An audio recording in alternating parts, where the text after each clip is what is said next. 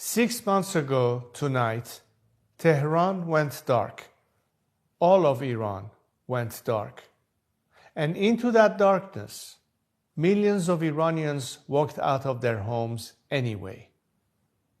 January 8th and 9th were not just 2 nights of protest. They were the night Iran's silence broke. Millions came into the streets, into the squares, onto their rooftops. But the regime answered them with bullets.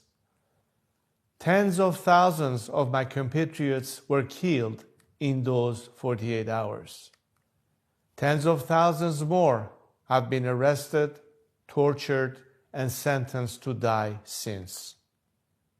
They came out determined and brave. I think of them every day. On those 2 nights, I lost countrymen I will never get to meet. I do not hear a statistic when I hear the number 40,000.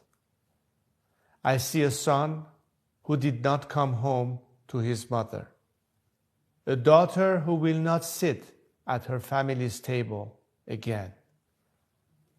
I think of each of them the way I would think of my own child, my own brother, my own sister. I carry the weight of every one of those names. But the families of the fallen I meet with, week after week, hearten our nation's will to carry on. Their children did not die in vain. They died for freedom, and they died with pride. History will remember what these men and women did. I will make sure of it. Like the resistance who stood against tyranny in occupied Europe, and like the revolutionaries who fought for liberty in America.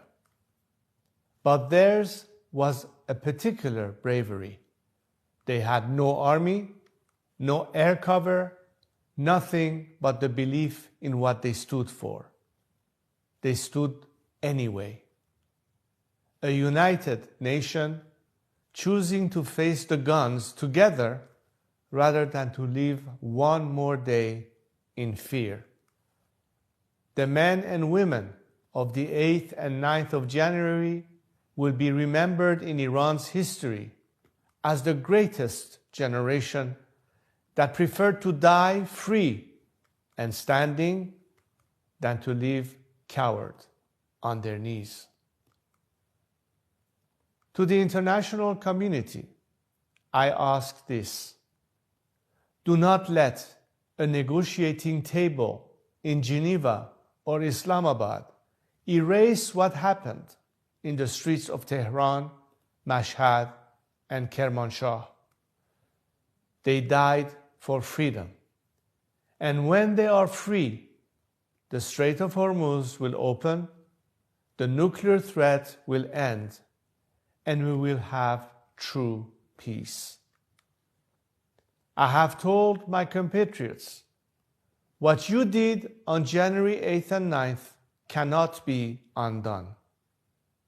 Together, we will reclaim our country's rightful place in the world, our national dignity, and honor the lives of our heroes.